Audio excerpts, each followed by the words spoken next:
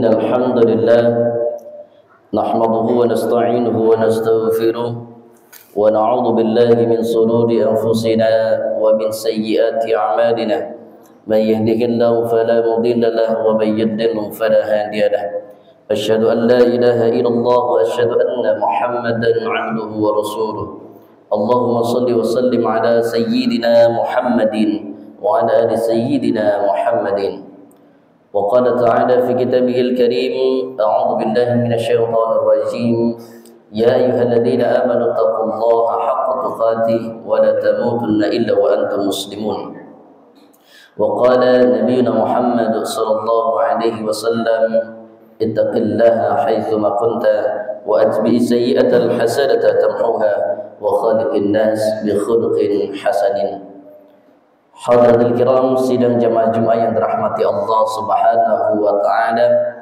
Pertama dan yang paling utama tentu khatib berwasiat kepada diri khatib pribadi dan kepada kita semuanya agar kita selalu berupaya atau berusaha meningkatkan kualitas takwa kita kepada Allah Subhanahu wa taala. Selalu disampaikan di atas mimbar khutbah bahwasanya takwa adalah bekal yang akan kita bawa ketika kita nanti menghadap Allah Subhanahu wa taala. Di saat harta tidak lagi berguna, di saat anak yang kita banggakan juga tidak ada manfaatnya, maka ketakwaan kepada Allah Subhanahu wa taala itulah yang akan menjadi bekal atau tameng bagi kita semuanya. Jamaah yang dirahmati Allah Subhanahu wa taala, di dalam kehidupan ini baik si kaya atau si miskin, baik itu pejabat ataupun rakyat, baik itu seorang ustadz ataupun orang yang biasa saja, semuanya pasti ingin mendapatkan ketenangan dan kebahagiaan dalam hidup. Di bulan suci yang mulia ini, di bulan suci Ramadan, mudah-mudahan ketika lepas daripada bulan Ramadan ini, jiwa kita atau hati kita betul-betul terlatih untuk menjadi pribadi-pribadi yang tenang, menjadi pribadi-pribadi yang sabar, menjadi pribadi yang lebih baik tentunya. Karena ketika selesai bulan suci Ramadan, ketakwaan adalah kunci ataupun ciri dari keberhasilan puasa orang tersebut. Jamaah yang dirahmati Allah Subhanahu wa taala, dengan demikian di atas mimbar khutbah yang mulia ini, khatib ingin menyampaikan nasihat daripada Allah dan Rasulnya dengan tema 3 rumus agar hidupmu tenang dan bahagia. Yang pertama adalah, jika engkau melihat orang membicarakan keburukanmu, katakanlah alhamdulillah, Allah telah membuat mereka sibuk dengan diriku dan Allah tidak membuat diriku sibuk dengan mereka. Jamaah dirahmati Allah Subhanahu wa taala, dalam kehidupan bermasyarakat atau dalam lingkungan kerja atau bahkan dimanapun kita berada, tidak semua orang akan senang dengan diri kita. Ada saja sesuatu yang buruk dari diri kita yang akan menjadi perbincangan orang-orang di luar sana. Maka satu nasihat yang luar biasa ini semoga menjadi pelajaran untuk kita semuanya, bahwasanya jika kita melihat ada orang yang membicarakan tentang diri kita, maka katakanlah saja alhamdulillah. Kenapa demikian? Karena ternyata Allah Subhanahu wa taala menyibukkan orang yang tidak suka dengan kita dengan diri kita. Sedangkan diri kita sendiri merasa tenang, merasa nyaman dan juga enak sebab kita tidak disibukkan dengan urusan mereka. Mari sama-sama kita simak firman Allah Subhanahu wa taala dalam Quran surah Al-Hujurat. Ya ayyuhalladzina amanu ijtanibu katsiran minadh-dhann inna ba'dadh-dhann itsmun wa la tajassasu wa la yaghtab ba'dukum ba'dha ayuhibbu ahadukum an ya'kula lahma akhihi maitan fakarihtumuh wattaqullah innallaha tawwabur rahim. Yang artinya, wahai orang-orang yang beriman, jauhilah kebanyakan berburuk sangka atau kecurigaan, karena sebagian dari berburuk sangka itu adalah dosa. Dan janganlah kalian mencari-cari keburukan orang lain, dan janganlah menggunjingkan satu sama lain. Adakah di antara kamu yang suka memakan daging saudaranya yang sudah mati? Maka tentulah kamu merasa jijik kepadanya, dan bertakwalah kepada Allah, sesungguhnya Allah Maha Penerima Taubat lagi Maha Penyayang. Ayat ini luar biasa mengingatkan kita semuanya Allah seru kepada orang-orang yang beriman kepada Allah Subhanahu wa taala.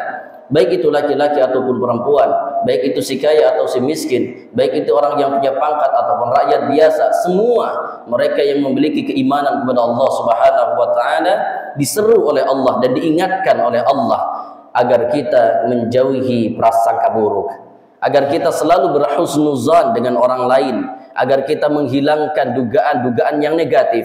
Karena dugaan negatif itu atau prasangka buruk justru akan menjerumuskan kita ke dalam dosa. Kemudian Allah juga mengingatkan kepada kita, wala tajassasu wala yaghtab ba'dukum ba'da, agar kita tidak suka mencari-cari kesalahan orang lain. Allah langsung ingatkan bagi mereka yang punya keimanan kepada Allah Subhanahu wa taala, bagi mereka yang dalam hatinya ada Allah, wala tajassasu, jangan kalian mencari-cari kesalahan orang lain. Dan ini sering sekali kita temukan, apalagi dalam lingkungan kerja, banyak sekali mereka yang saling senggol, saling hujat, atau bahkan saling lapor untuk menjatuhkan rekan kerjanya. Allah Subhanahu wa taala melarang kita untuk melakukan hal yang demikian. Wala tajassasu wala yaghtab ba'dukum ba'da. Dan Allah Subhanahu wa taala melarang kepada kita untuk menghibah, untuk menggunjing saudara kita. Menghibah adalah menyampaikan sesuatu yang ada pada diri saudara kita atau teman kita, dan dia ketika diceritakan hal tersebut maka dia tidak menyukainya. Artinya ghibah adalah suatu fakta yang ada pada orang yang dibicarakan, namun ketika hal itu diungkapkan di hadapan orang lain, orang tersebut tidak menyukainya, dan itulah yang disebut dengan ghibah. Sehingga Allah Subhanahu wa taala langsung memberikan gambaran betapa besarnya dosa ghibah atau menggunjing orang lain ini. Bagaimana Allah Subhanahu wa taala memberikan pertanyaan untuk menarik perhatian orang-orang yang beriman.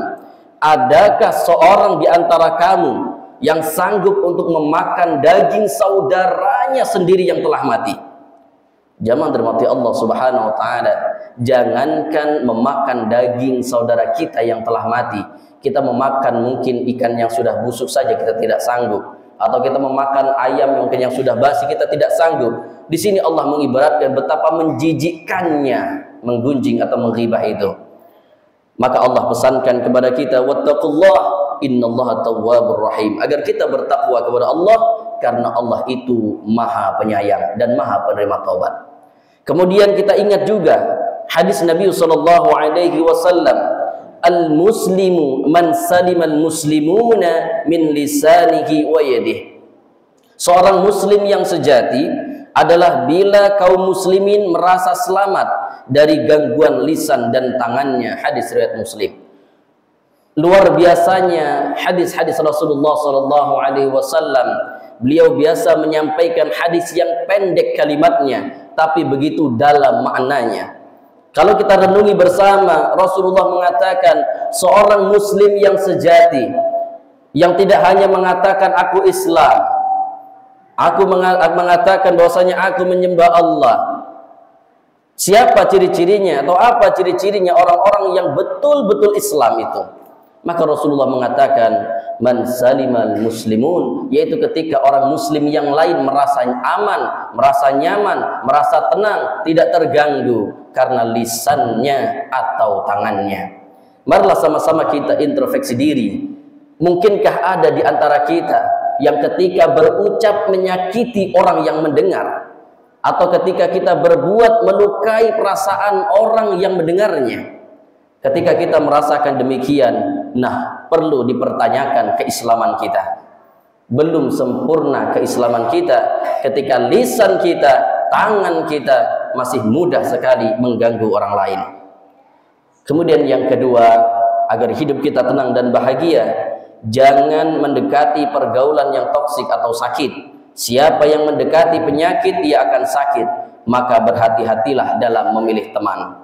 Saudaraku kaum muslimin, jemaah yang dirahmati Allah Subhanahu wa taala, kadangkala dalam pergaulan ada seorang anak yang dia baik dididik oleh orang tuanya dengan agama, diajarkan ngaji oleh orang tuanya, dikenalkan Allah, dikenalkan Al-Quran, dikenalkan akhlak.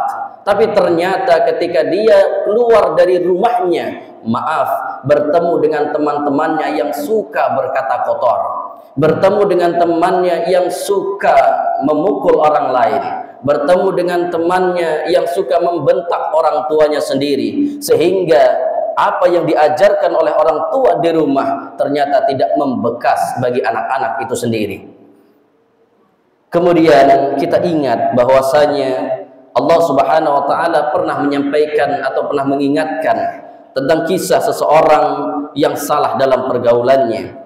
Wa yauma ya'addu adh-dhalim 'ala yadayhi yaqulu ya laitani ittakhadtu ma'ar rasuli sabila. Dan ingatlah pada hari ketika orang-orang zalim menggigit dua jarinya menyesali perbuatannya, seraya berkata, wahai sekiranya dulu aku mengambil jalan bersama Rasul. Kemudian dalam ayat selanjutnya, ya wailata laitani lam attakhid fulanan khalila. Celakalah aku sekiranya dulu aku tidak menjadikan si fulan itu teman akrabku. Hadirin yang dirahmati Allah Subhanahu wa taala, disebutkan dalam tafsir Al-Azkar, latar belakang turunnya ayat ini adalah ketika ada seorang pemuka Quraisy yang bernama Uqbah bin Abu Mu'ayth. Sebelum dia masuk ke dalam Islam, dia sering bertemu dengan Rasulullah, berdiskusi dengan Rasulullah sallallahu alaihi wasallam, bergaul baik dengan Rasulullah sallallahu alaihi wasallam, sehingga dia tertarik untuk masuk Islam dan bersyahadah. Setelah kejadian tersebut, kemudian dia kembali bertemu dengan teman lamanya yang bernama Ubay bin Khalaf.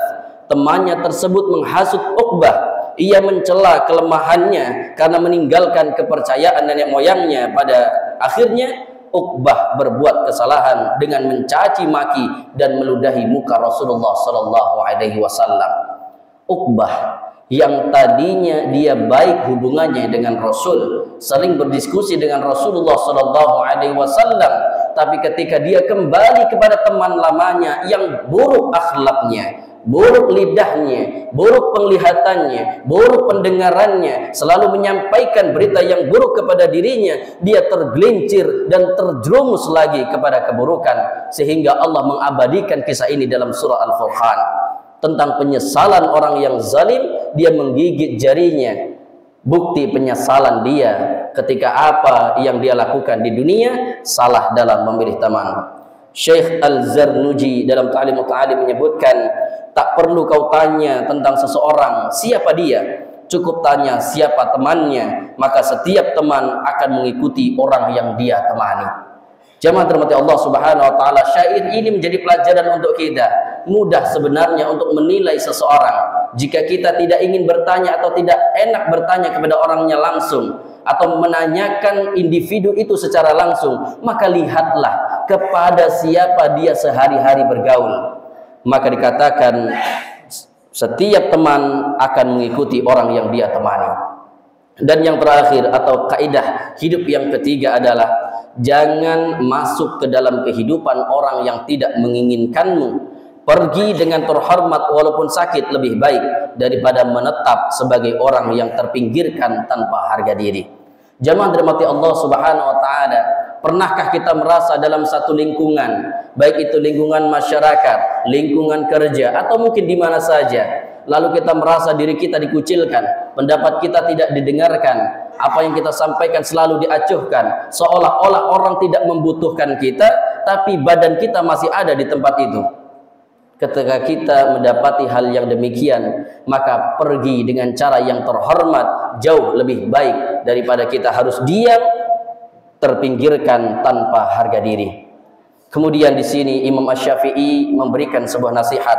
Sesungguhnya engkau tidak akan mampu membuat semua manusia senang, maka perbaikilah hubungan antara diri kita dengan Allah dan jangan pedulikan apa kata manusia.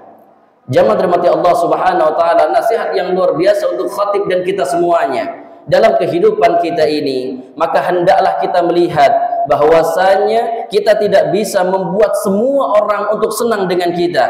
Maka tugas kita adalah bagaimana kita mendekatkan diri kita kepada Allah, memperbaiki hubungan kita dengan Allah tanpa peduli dengan apa kata manusia. Sebab ketika kita terlalu mendengarkan semua ucapan orang lain, maka itu akan berdampak buruk pula untuk diri kita sendiri. Hadirin yang dirahmati Allah Subhanahu wa taala, banyak sekali ayat-ayat yang menjelaskan hal tersebut. Di antaranya adalah Quran surah Al-Isra.